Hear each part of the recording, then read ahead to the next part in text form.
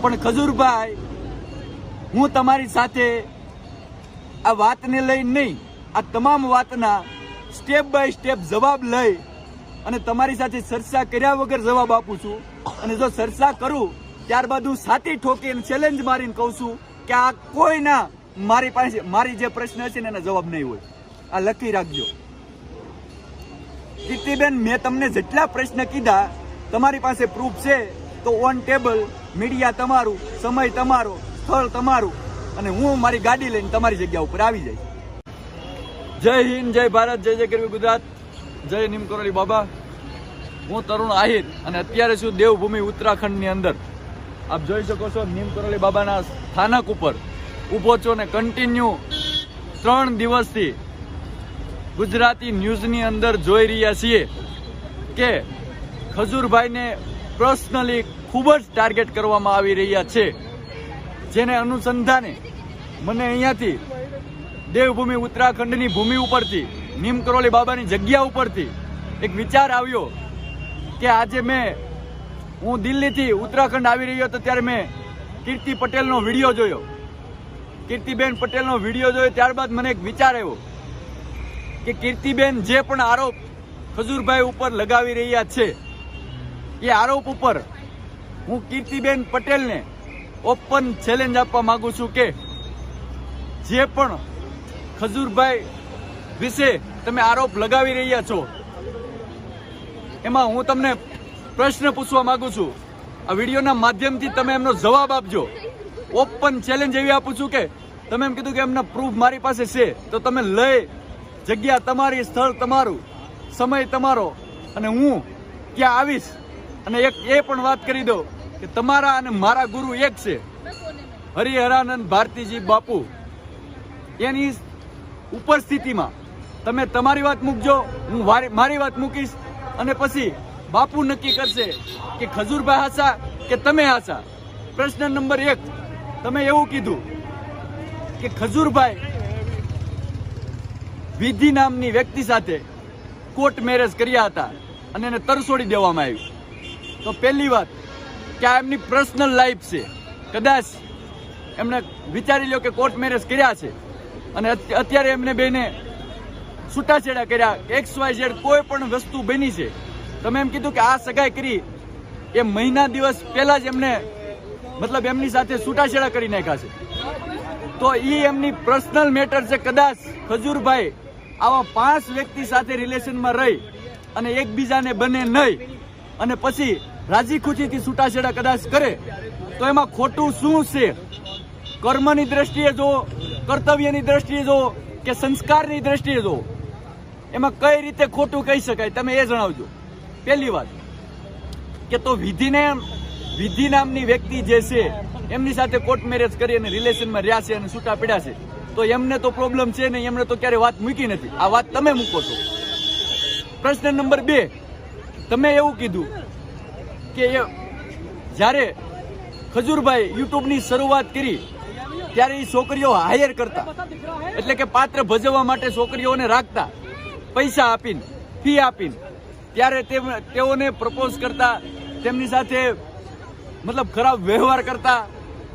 તમે એવું પણ કીધું કે મારી સાથે જ્યારે મને હાયર કરી હતી ત્યારે ગોવાની અંદર મારી સાથે એમને ખરાબ વર્તન કર્યું હતું અને મેં એમને લાફો પણ માર્યો હતો. તો આ 5 વર્ષ પહેલાની વાત તમે 5 વર્ષ પછી કરી રહ્યા છો તો 5 વર્ષ સુધી તમે ક્યાં હતા? પહેલી વાત. બીજી વાત, તમે એવું કીધું કે હું કંગના રણાવત છું, હું સહન ના કરી શકું, મને કદાચ મૂવી મળે કે ન મળે, હું જે છે એ વાત કરું. તો જે કંગના રણાવતની તમે વાત કરી રહ્યા હો તો ખાસ કરી અને તમે 5 વર્ષ સુધી ક્યાં વયા ગયા હતા? 5 વર્ષ પછી તમારામાં કંગના રણાવત ક્યાંથી આવી? તો આજે 5 વર્ષનું જે અંતર છે એ તમે હું વિચારવામાં કાઢી નાખ્યું.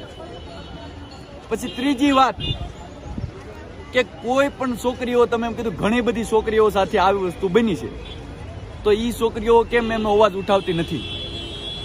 અને ઇન કેસ કદાચ એમને હાયર કરી અને એમની સાથે આવો ઘટનાઓ બની હશે, ચાલો વિચારી લઈએ. ખજૂરભાઈએ કર્યું હોય, ના કર્યું હોય, મારે કોઈ એમની સાથે ચર્ચા નથી થઈ, પણ વિચારી લઈએ કે એમણે કર્યું છે, એમની સાથે પ્રપોઝ કર્યું છે. એમની સાથે ખરાબ વર્તન કર્યું છે, પણ ત્યારે છોકરીની પણ મરજી હશે ને, એમાં છોકરીએ પણ સામે મતલબ ઈચ્છા દર્શાવી છે તો જ એ વસ્તુ બની હશે ને, એકબીજા વગર તો બને નહીં. અને તમે એવું પણ બોલો છો કે કદાચ છોકરીની મજબૂરી હોય કે એમને પૈસાની જરૂર હશે અથવા તો એમને ફેમસ થવાની જરૂર હશે, તો પ્રશ્ન મારો એ છે કે એમાં બેયની જરૂરિયાત છે ને. આજે હું કપડાં લેવા દુકાન ઉપર જાઉં છું, મને અહીંયાથી એમ કે ભાઈ 2000 રૂપિયાની આ 2000 રૂપિયાની કપડાની જોડી છે, અને હું એ કપડાની જોડી લઈ અને હું એમ કહું હું આ છેતરાઈ ગયો છું 2000 રૂપિયા આપી, તો મને કોઈ ફોર્સ તો કર્યો નતો લેવા માટે. એ વેપારીએ મને કઈ પહેરાણે તો આપી નહોતા દીધા. અમારા બેયની મરજીથી કપડાં લેવાના છે ને, એને દેવાતા અને મારે લેવાતા. તો એ દીકરીઓ ક્યારે કોઈ સામે આવી નથી ને તમે કહી રહ્યા છો, બરાબર? તો આ વાત કેટલી યોગ્ય છે?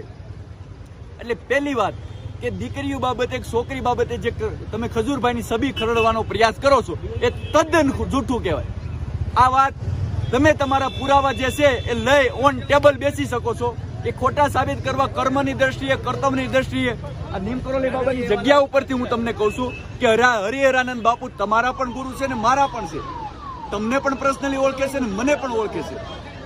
હું નીમ કરોલી બાબાની જગ્યા ઉપરથી એમ કહું છું કે બાપુની સાક્ષીએ આપણે કર્મ, કર્તવ્ય અને સંસ્કારની દ્રષ્ટિએ કદાચ ખજૂરભાઈ આ કર્યું હોય તો એની પર્સનલ મેટર છે, કોઈ ખોટું વસ્તુ નથી કહેવાતી અને એનાથી કઈ ખરાબ નથી સાબિત થવાતું. આ પહેલી વસ્તુ.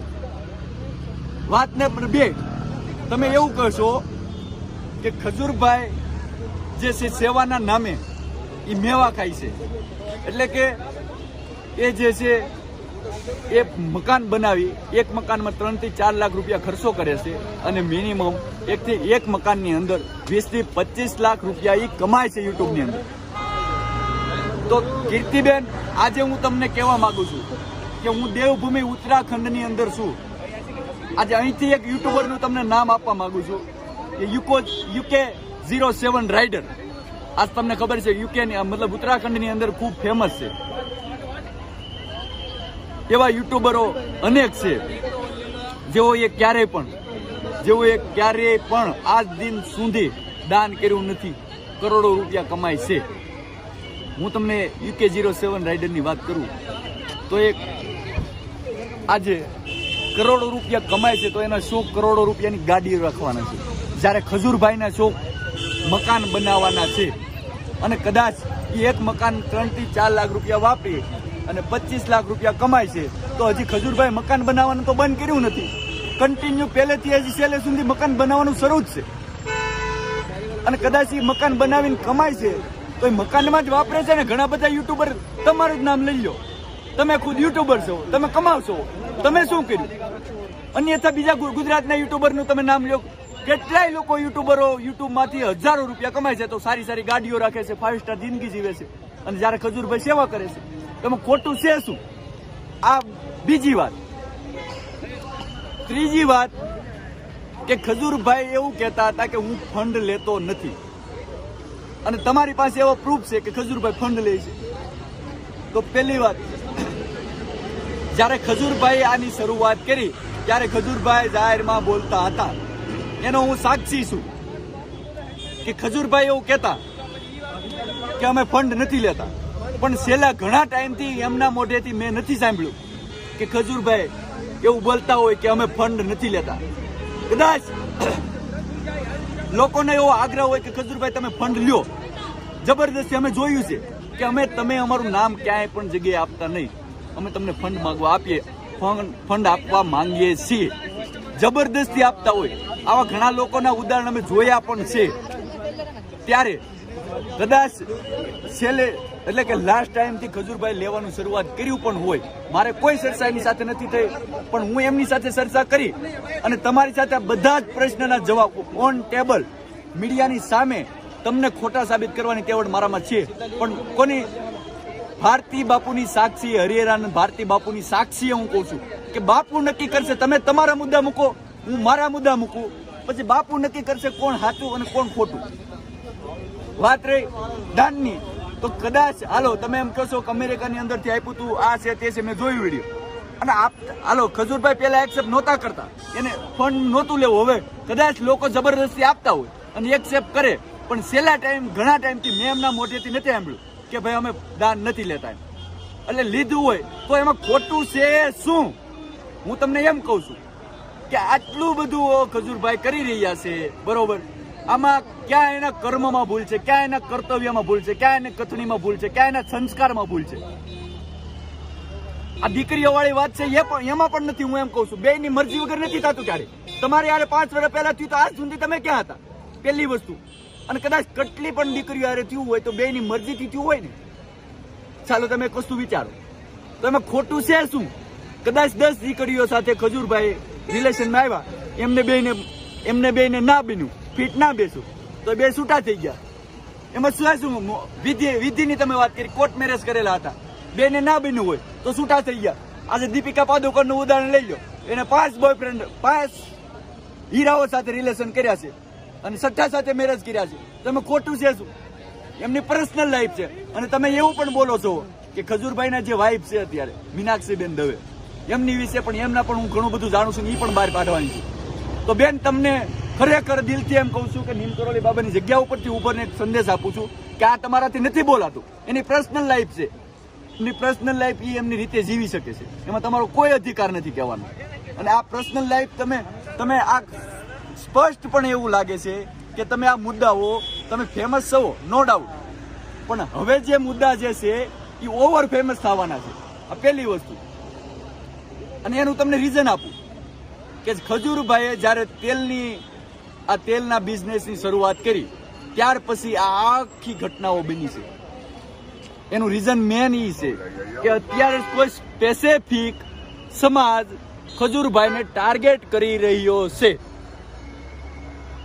ખજૂરભાઈને કીર્તિબેન એવું પણ કહે છે કે ખજૂરભાઈએ તેલની એની ડીલ થઈ ત્યારે પેલા 25% નક્કી થયા માર્કેટિંગના, પછી 35% કર્યા, પછી એમ કીધું કે ભાઈ એક તરુણભાઈ જાની અને ખજૂરભાઈ જાની એમ કરીને 70% માંગ્યા કે મારો ભાઈ જાહેરાત કરવામાં મારી હારે હોય છે, પછી 70% માગી લીધું. તો પણ એમાં શું ખોટું છે? હું એમ કહું છું કે ધંધો કરવો ને બેન એ સહેલો છે, એનું માર્કેટિંગ જે કરવું ને એનું જ મહત્વ છે ને એના જ પૈસા હોય છે. હું કદાચ એમ કહું 70% ખજૂરભાઈ માગ્યા હોય તો એમાં કાંઈ ખોટું નથી, માગી શકે અને એ પૈસા એ સેવામાં જ વાપરે છે. અને તમે એમ કે મકાન કરીને માર્કેટિંગ કરીને પૈસા કમાય છે ને વિડીયો બનાવે છે, તો ખજૂરભાઈ હજી મકાન બનાવવાનું બંધ નથી કરી દીધું. આ જરૂર છે ને?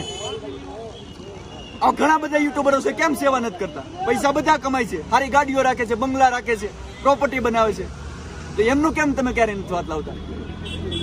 વસ્તુ ખજૂરભાઈને અત્યારે સ્પેશિયલ ટાર્ગેટ કરવામાં આવી રહ્યા છે. હું કામ કે તેલના બિઝનેસ પછી મને એવું દેખાય છે, મારું વ્યક્તિગત એવું માનવું છે કે એની અસર ઘણા બધા લોકોને એમના બિઝનેસ ઉપર થઈ છે. એનો બિઝનેસ ઠપ થઈ ગયો છે અને ઈ જે વરાળ નીકળે છે ઈ આ બધું ઊભું કરી રહ્યું છે.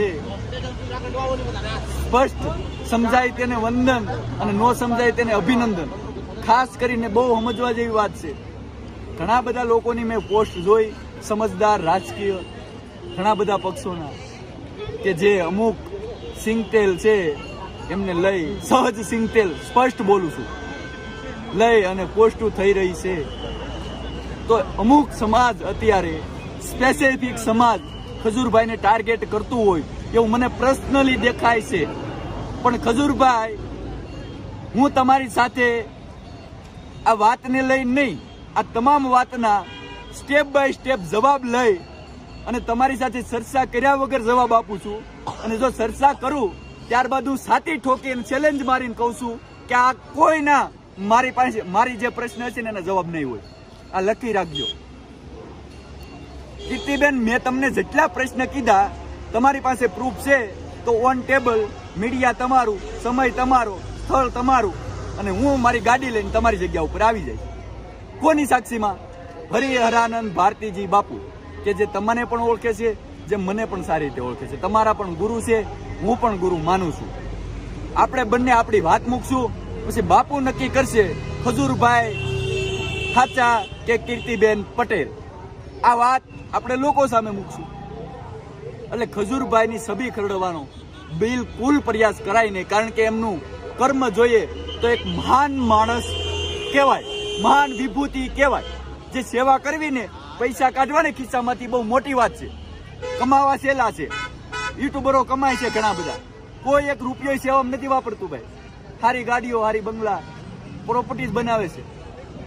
અને ખજૂરભાઈને તમે આ કઈ દિશામાં લઈ જાવ છો વાત બધી.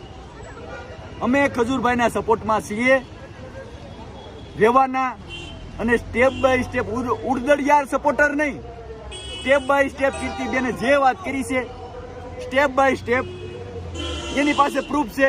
એ જ પ્રૂફ સાથે મારામાં જવાબ દેવાની ત્રેવડ છે અને આપવાના જ છે. સ્થળ તમારું કીધું, જગ્યા તમારી, સમય તમારો, ખાલી તમે લોકેશન આપી દેજો, ગાડી લઈને આવી જાય. પણ બાપુની સાક્ષીમાં બાપુએ પછી નક્કી કરવાનું છે કે તમે કીર્તિબેન હાચા છે કે હું હાચો છું. ટૂંક જ સમયની અંદર તો તમારામાં તાકાત હોય આ વિડીયો તમારી પાસે પહોંચે.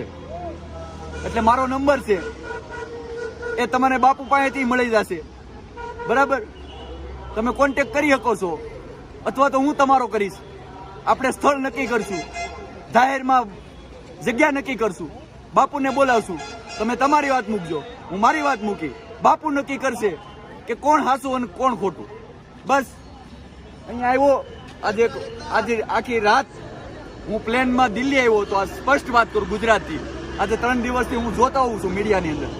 પ્લેનમાંથી હું દિલ્હીથી જ્યારે ઉત્તરાખંડ આવતો હતો ને રાતે મેં વિડીયો જોયો, મને 12 વાગે કે 2 વાગે, ત્યાર પછી મને નીંદર નથી આવી. અને આ વિડીયો હું જોતા જોતા બહુ વિચાર કરતો હતો. અહીંયા સુધી પહોંચ્યો ને ત્યાં સુધી મેં વિચાર કર્યો. અને પછી મને એવું થયું કે આજે દિલ ઉપર હાથ મૂકી અને મારે વિચારવું જોઈએ કે ખજૂરભાઈ હાચા કે કીર્તિબેન પટેલ. અને કદાચ કોઈ બોલે કે ન બોલે, મારે ઈમાનદારીથી જે હું સમજો છું એ વાત મારે મૂકવી જોઈએ. બાબાની સાક્ષીએ કહું છું કે ખજૂરભાઈ હાચા છે, ખજૂરભાઈનું કર્મ સાચું છે, ખજૂરભાઈનું કર્તવ્ય સાચું છે, ખજૂરભાઈના સંસ્કાર સાચા છે. કદાચ ખજૂરભાઈ દીકરીઓ સાથે કાંઈ પણ કર્યું હોય, કદાચ એમ કહે છે મારી પાસે પ્રૂફ છે, તો એ કાંઈ ખોટું નથી. બેની મરજીથી જ હોય છે. અને વિધિબેન સાથે કોર્ટ મેરેજ કર્યા છે તો બેની મરજીથી કર્યા છે, છૂટા થયા છે તો બેની મરજીથી થયા છે. એમાં કીર્તિબેન તમારે પડવાનું આવતું જ નથી. અને વાત તમે મીનાક્ષીબેનની પણ કરી રહ્યા છો તો તમને શરમ આપવી જોઈએ. અને કીર્તિબેન ખાસ તમને જણાવી દઉં છું કે હું તમને બેન કહીને કહું છું, આ વિડીયોમાં આનો જવાબ તમે કદાચ આપો તો સૂકીને નહીં બોલતા. હું તમને બેન તરીકે કહું છું, તમે મને પ્રેમથી જવાબ આપજો. જો સૂકીને બોલશો તો કદાચ મારે કોઈ એવો ઇન્ટેન્શન નથી કે ભાઈ યુટ્યુબની અંદર મારો વિડીયો વાયરલ થાય. કોઈ નહીં કરતા, એક લાયક નહીં કરતા. કારણ કે હું આ 2 મહિનાથી મેં મારી ચેનલની અંદર વિડીયો નથી મૂક્યો, એટલે મારે કોઈ એવું છે નહીં મતલબ. પણ આ જોયું એટલે નથી રહેવાનું, એટલે મૂકું છું.